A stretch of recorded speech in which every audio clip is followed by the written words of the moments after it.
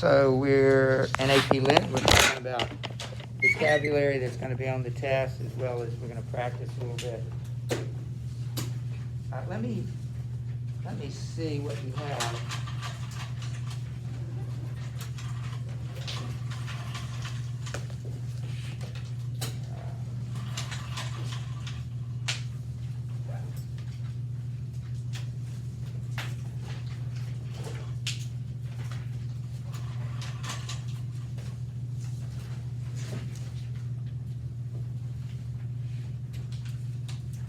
If I'm right or wrong about this, the last day of school is 4 weeks from today.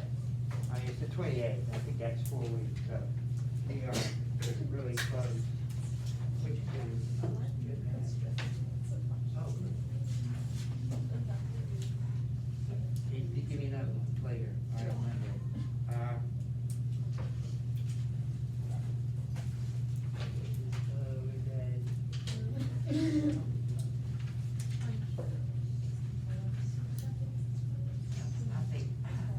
Particularly, you could answer any question. You may not want to today. I think you can. Right now? You have to. Oh, wait a minute. Guys, I gotta go. Oh, good. Wow, very well done. All right, is that one all you have for today? Yes. What is it? Oh, good. All right. And just let me see another one. I think you need another one, so next week.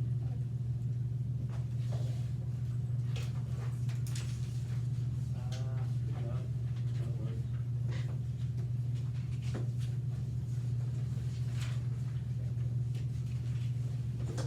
Strong letter.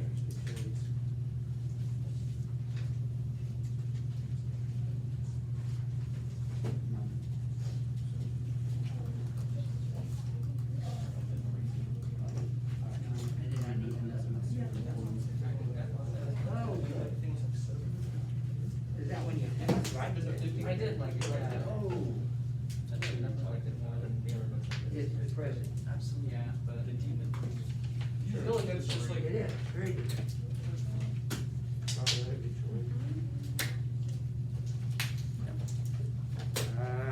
Lydia.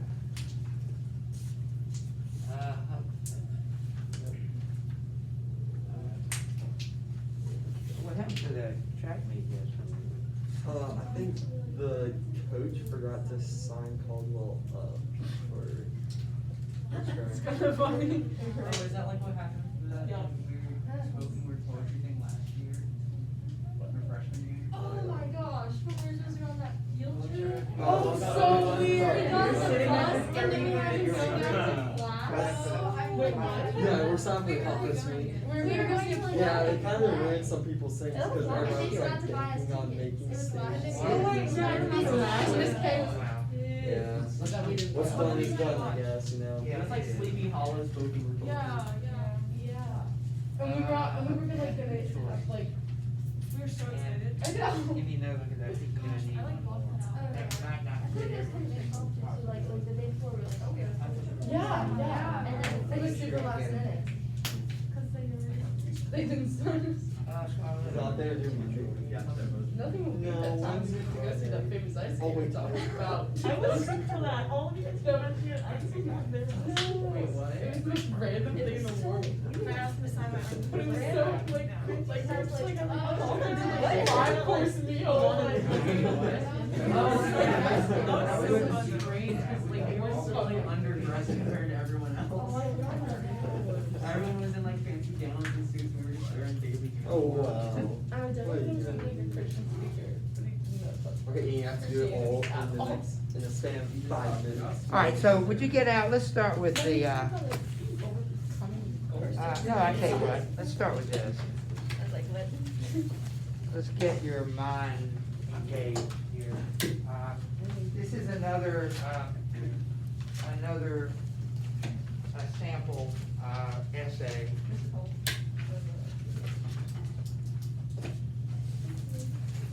And it's interesting that I don't think you're gonna be this fortunate next week. We did Mini Wall. I'm pretty sure we did Mini Wall, didn't we? Does that ring a bell? What? It doesn't ring a bell? We did do it. Well, It's the one with there's a wall in the middle of the two neighbors, or Yeah. something. Oh, Yeah. yeah. so, you might not be so lucky next week, I guess, I wouldn't count on it, so. Let's take about 5 or 6 minutes to just kinda get you warmed up here. Read the following form carefully, essay one, you've already done the multiple choice by this time. Read the following form carefully, paying particular attention to the personalities of the two neighbors. I mean, you gotta underline that, that's what they're asking for. Then write a well-organized essay in which you explain how the speaker conveys not only the differences between himself and his neighbor, but the implications of those differences. Make sure you understand what they're asking. How are they different? What are the implications? What's the meaning behind, those differences? You may wish to include analysis of diction, tone, and remember LEAD, diction, tone, figurative language, imagery, among others. So take 5 minutes or so and make yourself an outline.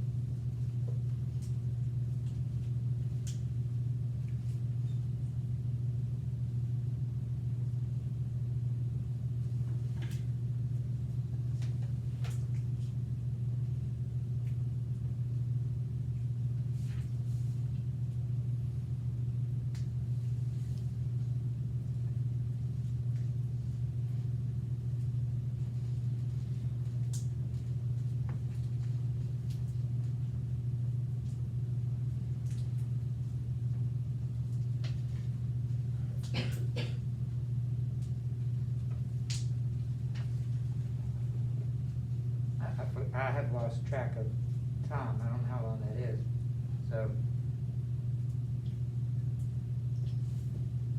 Maybe this is a good time to wrap it up, and, you know, thoughts will come to you, but, I still think taking notes, I made a little outline, the neighbor, the speaker, cause it asks to contrast those two people, how are they different, and then the implications, I take that to mean, what's the meaning of the poem? The fact that, it's about a wall, and one likes one doesn't like it, so how would you handle this test, this question? I don't know who to start with, any volunteers? Lydia, what about you? I kinda told you how I did, I just made a list, 2 lists, neighbor, narrator, that would be one thing. Right, so I guess you could say the neighbor was, kind of like dark and very serious and What do you mean dark? like, He uses the word dark, he walks in darkness, yeah, that's he moves in Right. darkness, but what does he mean by dark? like at night, he moves. You said like at night, what does it mean to move like at night?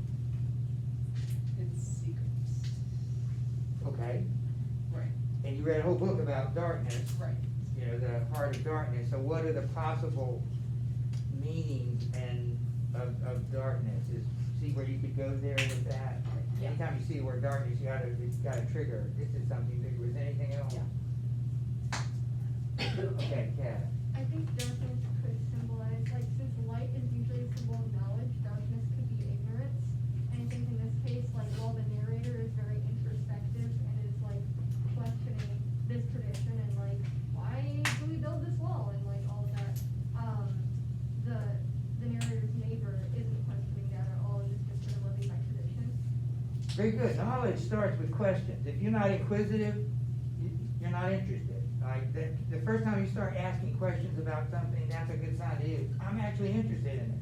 If I never ask questions, it may be that you have them and you don't wanna ask them, that's one thing. But if you don't have them, you're not interested. I think that's a good, and so we're talking about ignorance here. One is, by the narrator's point of view, one is ignorant. He doesn't ask any questions. He just does it the way they've always done it. But the other asks questions, yes. To add on to that, like, again, from the narrator's point of view, this seems to me like to be the implications of those differences. I compare the two, but I think the more important story behind this is that it's like nature versus man. So it's versus the dark man who every year him and Frost, or the narrator, go and they build the wall together, they walk along, but nature works against them. Yes. And so I think Frost is more of an observer, so, Right. because he's questioning it, so he's observing this conflict between nature and man. They don't know what causes the gap. You're right, it's invisible, they never see it, and they don't know. It's invisible, it's incomprehensible right now, they don't know why, they just know that it is. And I like what you said, nature, yeah.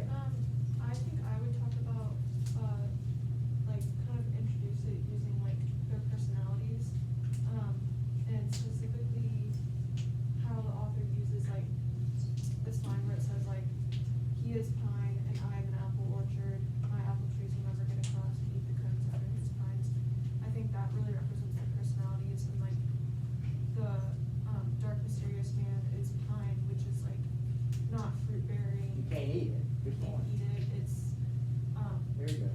it's like spiky and rough and like not very pretty, but then you have someone who's like an apple orchard who is like sweet and bright and so. I missed that, that's, yeah. that's really good, that should be obvious, but wasn't to me, very good, yeah. Well, to go off of that, it says that his neighbors like pine, which they're evergreens and they don't like lose their leaves or change, so it kinda shows that he's stubborn in his ways, which is why he keeps saying that good fences make good neighbors, while the speaker who's represented as the apple orchard is more open to change. He's evergreen, which might be a good thing in some cases, if you're saying that just proves that he's not changing. Yes, and we'll go to Dave. I think like the differences between a narrator and their neighbor is highlighted by repetition, because for the neighbor, good fences make good neighbors is said twice it's just a little phrase, it's just something that he says to justify like what he's doing, even if he doesn't really know what it means. But then similarly, the narrator, something there is that doesn't involve a wall, also appears twice. But on the other hand, I think that one is more open-ended, so while good fences make good neighbors is like, it's an answer, it's a response, that doesn't really need a justification. Something there is that doesn't involve a wall is more inviting and questioning, like, why is that? And it's also the first word, the first sentence of the poem, which gotta be important, right? And it's never answered, right? It's a mystery. Don't overlook the obvious. You did repetition, anybody, this is the same as this, exactly the same. As we've already said, that's significant in a poem.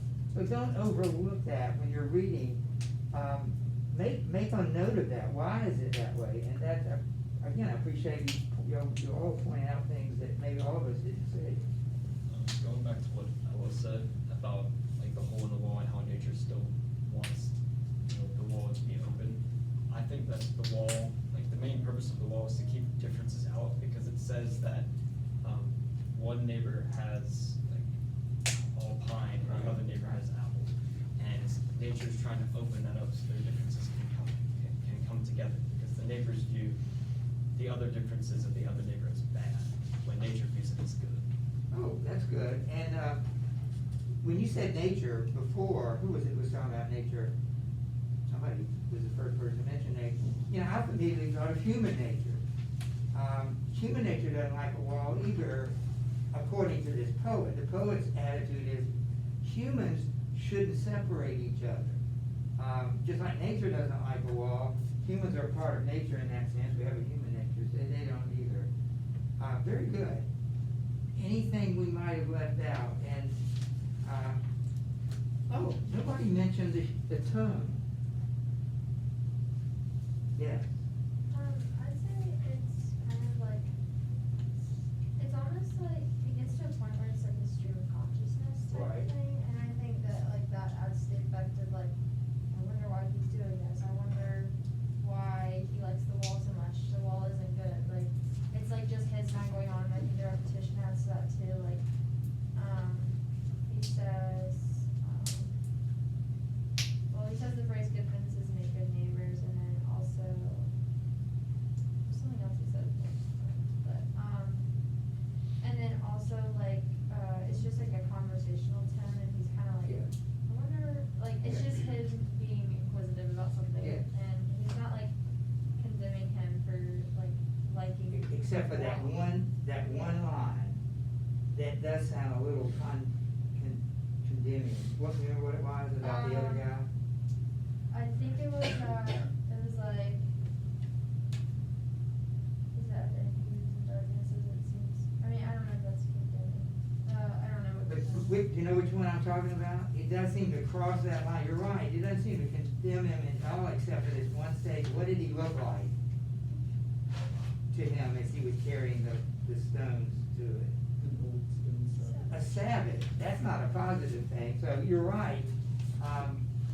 And you were basically saying, I like the word Kat used too, introspective, and you use this internal dialogue. Both express what, of course, he's the speaker. Who was it that initiated the wall building too? Remember which of the two? I thought it was the speaker. I get in touch with him now. Could be a little thing, maybe they take turns every year, but he's the one taking the initiative in every respect. The other is not.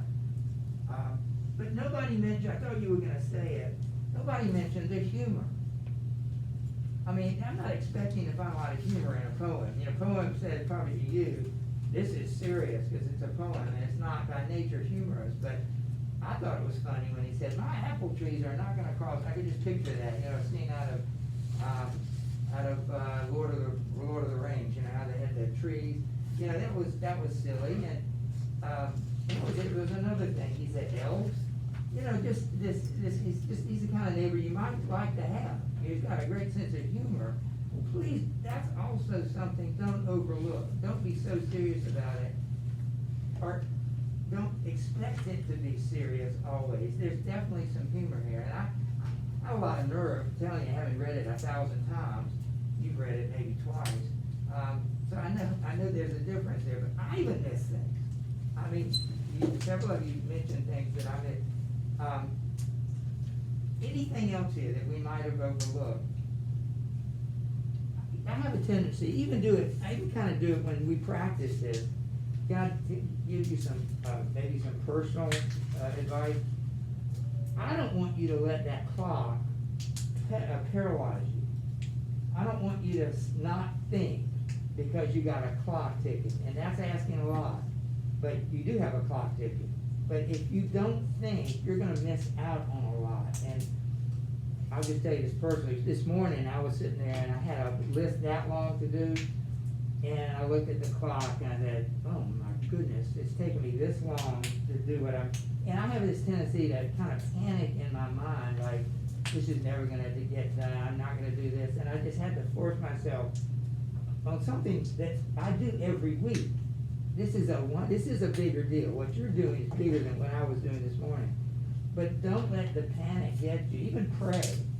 You have that opportunity to pray, Lord, help me to think clearly, do my best.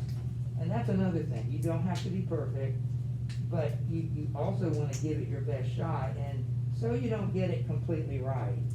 Don't constantly second guess yourself. Make a decision after having thought about it and go for it and make it the best you can. But I think I could just imagine 50 years ago when I took this, I probably wasn't as serious about it as I am now.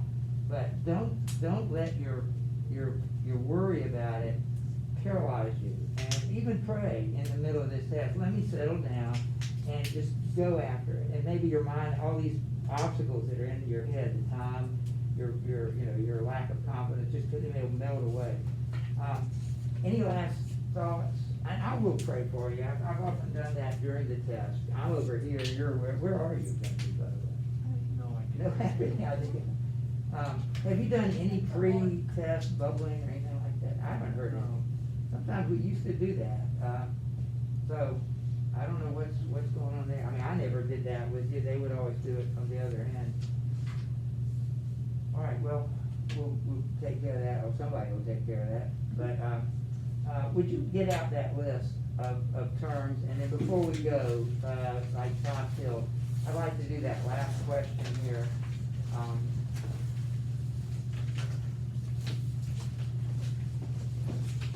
We didn't do any of this yet, so I just gave it to you.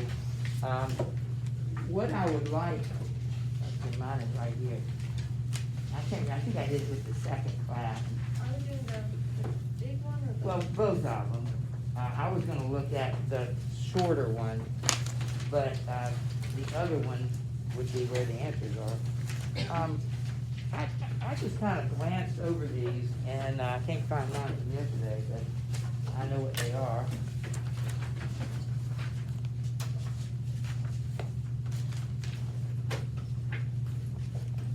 All right, so these are words that, if I were you, I would want to take a second look at. They're words, some of these I have to assume that you know, which is a big assumption. We had a quiz on the first 40, and I have a feeling many of you might have forgotten them. It's the kind of thing that you just take year after year, constantly reviewing them. But I think words like allusion is really important. Referring to mythology, history, literature, the Bible, that's an allusion, not an illusion. I think anapest, dactyl, any of those things, just know that they are metrical feet. And anapest, I think, let me just double check, I always like to have to check this, anapest, yeah, is you can remember that because the word itself is anapest. Two unaccented by an accent, anapest. So the other one, which is or intervene, or a word like that, the other one is dactylic, and that's the opposite of that. But I don't think they're even gonna ask you that. But, you never know. Anaphora, remember anaphora? All the first words? I think you should look at that, and tips you probably know. Make sure you understand what an apostrophe is. I highlight these, or check them and just look back over them. Archetype's a word I can never remember, but it could be useful. What is an archetype? It's a type, which means typical. You know, the same word typical comes from it. So what do you think of chief? Ark, you know, like archangel. So it's a chief example. Do you remember? Yeah, isn't it like a cheap example for like a lofty thing, like something that's like pretty, like a big concept or something? Because it's been used forever, and I see it as this drawer that authors go to. Let me pull out the archetype drawer. Okay, here's the nagging mother, here's the heroic, you know, person. They can be scenes, or they can be characters, often characters, that have been used over and over and over and over. You would call that a archetype. It's typical, it's a type, and it's a very important type. It's been used so often that we just, we kind of all use them, yeah. Know what an assonance and consonants and alliteration, all those go together. Those are sound devices. Assonance, consonants, alliteration. Assonance is what, you remember what assonance and consonants are different? Well, consonants, if you know that, then you know what assonance. Consonant starts with letter C, and it's about, well, consonants. It's about non-vowels. Assonance is about vowels. And these are repetition of vowels, assonants, consonants, in words, other than the beginning of the word, or the end of the word. So its alliteration would be a different term, because that's the beginning, and rhyme is always at the end, although it's always at the end. If it's at the beginning, it's alliteration. Do you remember what ascendaton is? Polysyndeton, ascendaton. That's a useful one. It's the use of conjunctions or not. A would be not, poly would be the use of them. Just remember what a ballad is, 14 through 16. Do you remember what a ballad is? Ode, Grecian, or that's not it. Ode to Billy Joe, which is really a ballad to Billy Joe. You remember that one? It's throwing something off that Tallahatchie Bridge. It's always common, it's always a story, and it's always kind of domestic. It's always ordinary people. I would look at chiasmus. Anybody remember what chiasmus is? Look it up. Conceit. Conceit. Conceit and extended metaphor are the same. You remember the compass, John Donne's compass, when one end sticks in a spot, the other extends and moves in circles around the other? That's an extended metaphor or conceit. I think they had a contest in those days to see who could take a doorknob and a poem and show, okay, I'm the guy who can do it. I can make a connection between a doorknob and a poem. You're crazy, nobody can do that. I almost think they took two so opposite things or unrelated things. Not me, I can show you how they're alike. That's sort of it was out of a game. It was a fashion in poetry to make the most bizarre connection, maybe, that you could possibly make between two things. That's what poets always do, showing how this is like that. And we understand this because we look at that. Conatelia, L-E-A-D, write it down. That's helpful with diction. What does the L stand for? What? N-E stand for? All right, so that's one area of diction you can always look at, which we already pointed that out. Somebody said this is very conversational. So that's low diction. What does the A and the D stand for? The A stands for abstract, and its opposite, concrete. So diction can be abstract, talking about ideas, or it can be concrete, talking about things and senses. And then you got the D, which is denotation, and its opposite connotation, which is where we are here. And remember, connotations are unlimited.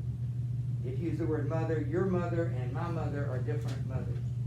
And you think of your mother, and I think of my mother. If a poet talks about a mother, that's almost an unlimited number of mothers that come to people's minds. Denotation is more narrow, but there can be multiple denotations, and poets always want to give you more, 2, 3, 4 for the price of one. Couplets, you know how they work. Remember dactylic? Yeah, I mentioned it's the opposite of manifestic. We mentioned denotation, skip the other two. Dramatic monologue. My Last Duchess. Write that down. Dramatic monologue. My Last Duchess. All dramatic monologues are poems, not Hamlet. Hamlet is a play. That's a soliloquy. Nobody's in the room. Hamlet's, but it works the same way. But dramatic monologue is a poetic term, not a dramatic term. But it shares with drama the fact that somebody is addressing somebody that's not in the room, a thing that can't talk back, and so forth. Elegy, remember funerals, enjambment and instap. You know what instap is, right? Enjambment is the opposite. Most poetry is enjambment, where you don't stop the line. You don't. The meaning of the line doesn't stop at the end of the line. There's no period. There's no punctuation at the end of the line. It just keeps going. Epic, exposition, extended, fable, folly, action, farce. I think those are. Farce is a good word to describe something really silly. Shakespeare likes to write them. We didn't read one, I don't think. Foreshadowing, formal diction, you know about that. What constitutes formal diction? What kinds of things are you looking for? The vocabulary is elevated, L-E, elevated vocabulary. Complicated sentence structure. What's not in elevated diction, which would be in low diction. Jargon, contraction, slang, dialect, tucked in, part of darkness. All right, those are formal and informal. Flashback, free verse. Who wrote free verse? But we read a little free verse. It doesn't have rhyme. Basically, Robert Frost, although he often used rhyme a lot, but it's not rhyme. It doesn't rhyme. It doesn't have a meter. Walt Whitman, Emily Dickinson were good at that. Iambic, you know that. What is blank verse? That's iambic pentameter, but what is blank verse? It's unrhymed iambic pentameter. Shakespeare, all his plays are written in blank verse. Imagery, how important that is. You're gonna make your A by digging into the imagery. Yeah. Is free verse the same thing as blank verse? No, free verse, it's Walt Whitman or Robert Frost, no meter and no rhyme. Blank verse is meter but no rhyme. It's all of Shakespeare's plays. It's Paradise Lost. You didn't get to read that. If you had Dr. Betzel next year, you probably won't read it because he's 20th century. But he actually did Paradise Lost with the 10th graders. That's a little privilege in my book. In the Day of Freddy, you know that irony. Let me go just a little bit further.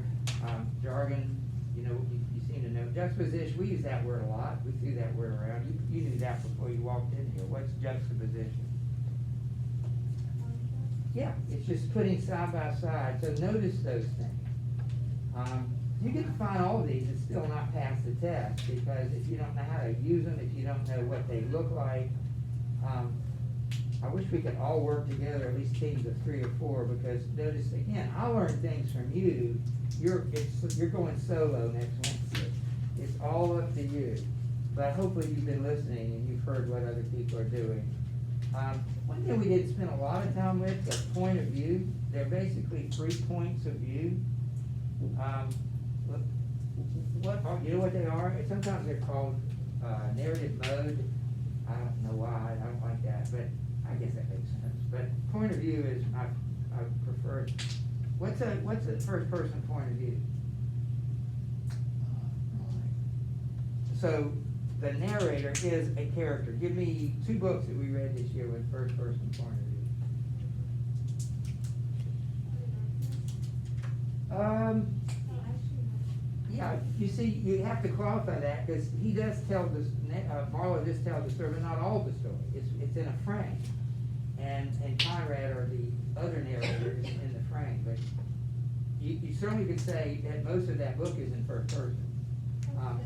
Huck Finn, of course, and your favorite book, Great After Courage, is a limited third person, pretty limited. You know what he's doing, but he doesn't tell us. That is, what? Of course. That's the other one. And I was hoping you wouldn't laugh at that. That's your favorite book. It's always still been one of my favorite. Lytotes, you remember that from freshman year? You know, I wouldn't be so, what? Is it when someone is called something, like with a hyphen in it? Oh, goodness, you know, that's a candy. Man, my goodness, that takes you way back. That hyphenated word,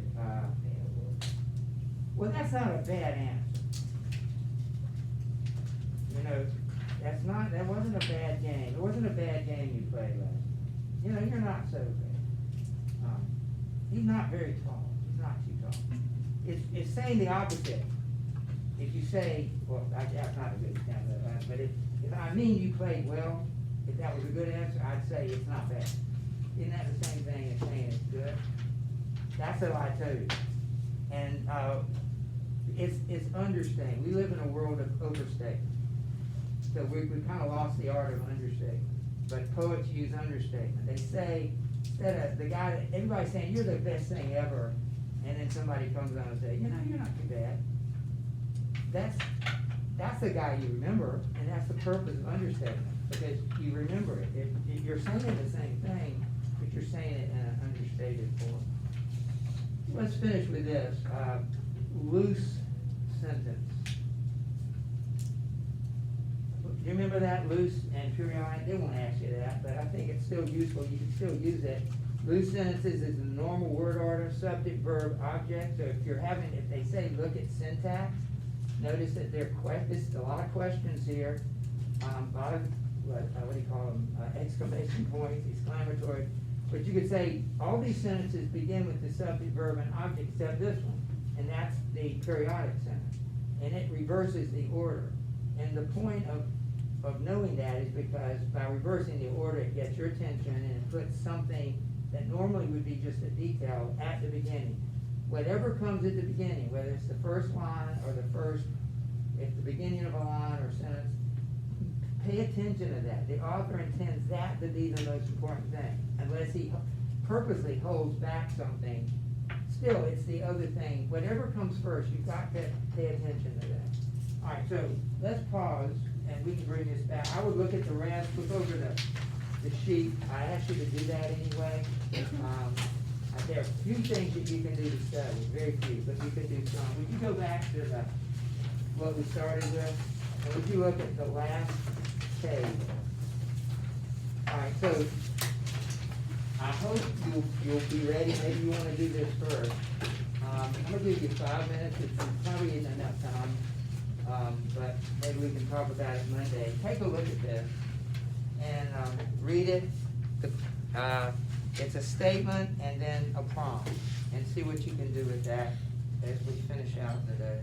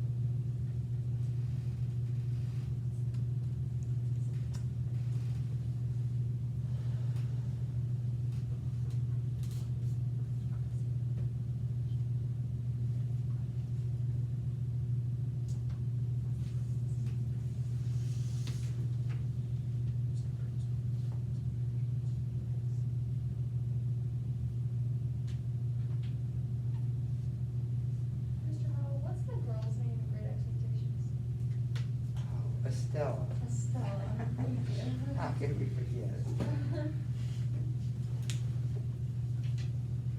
You remember his name? Pitt. How can we forget that, right?